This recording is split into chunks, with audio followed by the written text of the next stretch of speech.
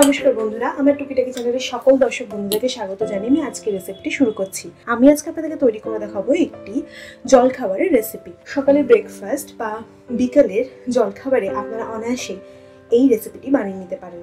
আমি আজকে তৈরি করব স্যান্ডউইচ।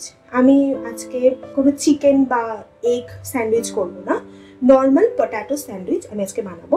তাহলে চলুন কি করে তৈরি করছি এই স্যান্ডউইচ, খুব সহজ পদ্ধতির কি করে আমি তৈরি করছি সেটা দেখে নিন। পটাটোর যে স্টাফিংটা সেটা আমি এখন রেডি করব। তার জন্য দিয়ে দিচ্ছি কড়াই পরিমাণ মতো তেল। আমি বেসিক্যালি এখানে প্রচুর সবজি নিয়ে নিয়েছি, কাট করে করে, দেখতেই পাচ্ছেন। আমি দিয়ে দিচ্ছি পেঁয়াজ কুচি। ফার্স্টে আমি পেঁয়াজ কুচিটা দিয়ে দিলাম। আমি এখানে অনেক ভেজিটেবল কাট করে নিয়েছি, পেঁয়াজ, গাজর, ক্যাপসিকাম, এই সমস্ত কিছু দিয়ে আজকে পটাটো স্যান্ডউইচটা বানাবো। খেতে খুবই ক্রিস্পি হয় আর ভেতর থেকে ভীষণই জুসি। আপনারা বানিয়ে নিতে পারেন, বয়স্ক থেকে বাচ্চারা সবাই পছন্দ করবেন। পেঁয়াজটা হালকা একটু ভাজা ভাজা হয়ে গেলে আমি বাকি ইনগ্রিডিয়েন্টসগুলো দিয়ে দেব। এখন আমি দিয়ে দেব কিছু কুচনো গাজর আর কিছু ক্যাপসিকাম। আপনারা আপনাদের পছন্দ মতো সবজি অবশ্যই ব্যবহার করতে পারেন। এখানে বিনস ব্যবহার করা যায়, ছোট ছোট করে ফুলকপি কুচি কুচি করে কেটে ব্যবহার করা যায়। আমি পেঁয়াজ, গাজর আর ক্যাপসিকামটা ব্যবহার করছি। খুব মিহি কুচি করে আমি সমস্ত সবজিগুলোকে কুচিয়ে নিয়েছি, যাতে খুব তাড়াতাড়ি সেদ্ধ হয়ে যায়, সময় যাতে খুব কম লাগে, সেই জন্য আমি খুব মিহি কুচি করে নিয়েছি। একদম ফাইনলি চপ যাকে বলে সেইভাবে সবজিগুলোকে কাট করে নিয়েছি। ছোট বাচ্চাদের জন্য এই স্যান্ডউইচটা ভীষণই উপযোগী। তার জন্য আমি, যাতে ছোট বাচ্চারা খেতে পারে, তার জন্য আমি খুব সামান্য একটু লঙ্কা দেবো, লঙ্কা না দেওয়ার মতোই। এখন দিয়ে দিচ্ছি পরিমাণ মতো লবণ, 1 টিস্পুন মতো আমচুর পাউডার। আপনারা যারা আমচুর পাউডার খেতে পছন্দ করেন তারা দেবেন, না দিলেও কোনো ব্যাপার না। আমচুর পাউডার দেওয়াতে একটু টেস্ট এনহ্যান্স করে। দিয়ে দিচ্ছি 1/2 টিস্পুন মতো চিলি ফ্লেক্স। সমস্ত মশলাগুলোকে আমি ভালো করে মিশিয়ে নিচ্ছি। দেখতেই পাচ্ছেন বন্ধুরা, মশলাগুলো খুব ভালোভাবে ভাজা ভাজা করা হয়ে গেছে।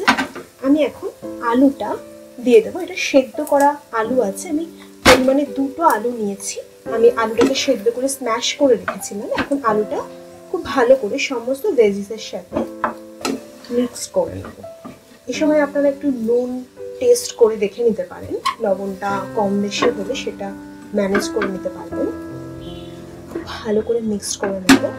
মিক্সড করে জাস্ট 1 মিনিট মতো একটু কড়াই নাড়াচাড়া করবো। এমন না যে অনেকক্ষণ ধরে নেড়ে নেড়ে আমাকে এটা রান্না করতে হবে। আপনাদের বাড়িতে যারা বাচ্চারা খাবে তাদের জন্য একটু লঙ্কার ঝালটা একটু কম দেবেন, আর যারা বড়রা খাবেন তারা লঙ্কার পরিমাণটা একটু বাড়িয়ে নিতেই পারেন। একদম শেষে আমি দিয়ে দিচ্ছি সামান্য পরিমাণে একটু ধনেপাতা। এটা আপনারা স্কিপও করতে পারেন, কিন্তু দিলে খুব ভালো লাগে ধনেপাতার স্মেলটা। আবারও মিক্স করে নিচ্ছি। তৈরি হয়ে গেছে আমার এই পটাটোর স্টাফিংটা। দেখতেই পাচ্ছেন বন্ধুরা কত সুন্দর স্টাফিংটা তৈরি হয়েছে। চলে যাচ্ছি নেক্সট পদ্ধতিতে। আমি এখন 4টে স্লাইস ব্রেড নিয়ে নিয়েছি। এই ব্রেডগুলোতে আমি এখন বেশ খানিকটা পরিমাণ মতো মাখন মাখিয়ে নেব। এটা সম্পূর্ণ আপনাদের নিজস্ব ব্যাপার, আপনারা কেমন মাখন খেতে পছন্দ করেন।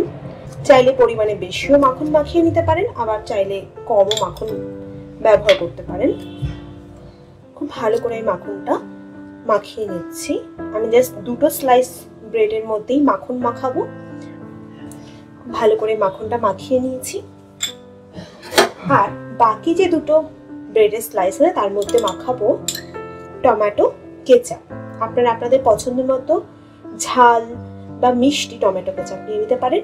আমি এটা সুইট টমেটো কেচাপ নিয়েছি। খুব ভালো করে চারিদিকে স্প্রেড করে নিচ্ছি। এটা আমার ঘরে তৈরি করা টমেটো কেচাপ। এটা একদম সুইট, কোনো হটনেস নেই এর মধ্যে, কোনো চিলি নেই। তৈরি হয়ে গেছে আমার 4টে ব্রেড। এখন আমি ব্রেডের মধ্যে দিয়ে দিচ্ছি এই পটাটোর স্টাফিংটা। বেশি বেশি করেই পটেটো স্টাফিংটা আমি দেবো যাতে খেতে ভালো লাগে। আর একটা ব্রেডও দিয়ে দিচ্ছি। খেয়াল রাখবেন বন্ধুরা, যেইটাতে আমি মাখন মাখিয়েছি, যেই ব্রেডগুলোতে আমি ভালো করে বাটার স্প্রেড করেছি, সেটাতেই শুধু স্টাফিংটা দিচ্ছি। বাকি দুটো টমেটো কেচাপের ব্রেড আমি কিছুই করব না এখনই। এখন দিয়ে দেব চিজ। আমি একটা গ্রেটার নিয়ে নিয়েছি, আমি খুব বেশি বেশি পরিমাণে চিজ দিয়ে দেব। দেখুন বন্ধুরা, চিজ দিয়ে নিচ্ছি। আপনারা যে যেমন খেতে পছন্দ করেন ঠিক তেমনই চিজ দেবেন। এখন দিয়ে দিচ্ছি খুব সামান্য পরিমাণে একটু গোলমরিচ ক্রাশ করে।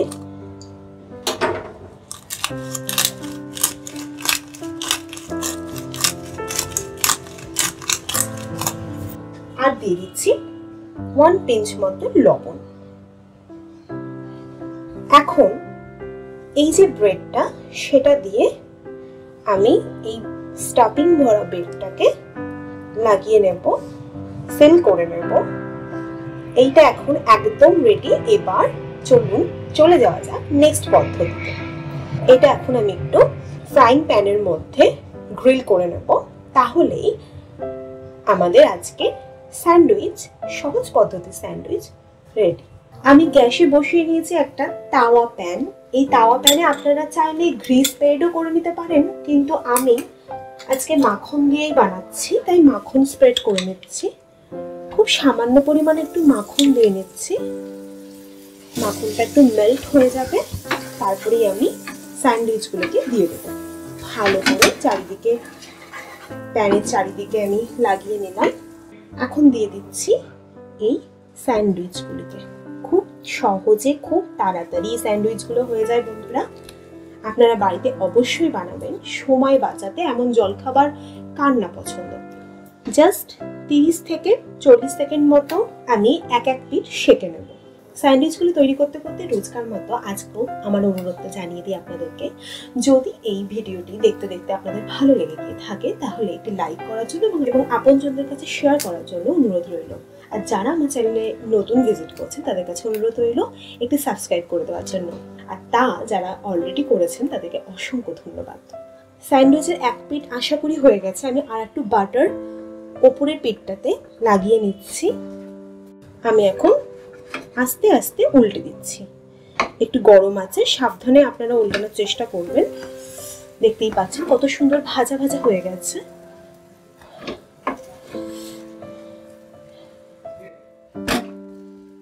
স্যান্ডউইচের এই পিঠটাও 30 থেকে 40 সেকেন্ড অবধি আমি করব। একটু ভাজা ভাজা হয়ে গেলে আমি এটা নামিয়ে নেব। অবশ্যই আপনারা বাড়িতে তৈরি করবেন এবং আমাকে জানাবেন আজকে এই সহজ পদ্ধতির স্যান্ডউইচ আপনাদের কেমন লাগলো। তৈরি হয়ে গেছে আমার আজকের স্যান্ডউইচ। চলুন তাহলে এটা আমি কেটে আর সার্ভ করে আপনাদেরকে দেখাই। এখন আমি এই গরম গরম স্যান্ডউইচগুলোকে জাস্ট কাট করে নেব। আপনারা আপনাদের পছন্দ মতো কাট দিয়ে নিতেই পারেন। আমি ত্রিভুজ আকৃতির কাট দিয়ে নিচ্ছি, ট্রায়াঙ্গেল কাট দিচ্ছি। দেখতেই পাচ্ছেন বন্ধুরা কতটা লোভনীয় হয়েছে এই স্যান্ডউইচগুলো। আমি এখন এটা একটা প্লেটের মধ্যে তুলে নিচ্ছি। আমি আরো একটু চিজ ওপর থেকে স্প্রেড করে দিচ্ছি গ্রেটারের সাহায্যে। এতে আরো খুব সুন্দর দেখতে, লোভনীয় লাগবে, আর খেতে তো অবশ্যই ভালো লাগবে। যদি আপনাদেরও আজকের এই রেসিপিটা ভালো লেগে থাকে, তাহলে একটি লাইক করে দেওয়ার জন্য অনুরোধ রইল বন্ধুরা। আজকে তাহলে আমি আসি।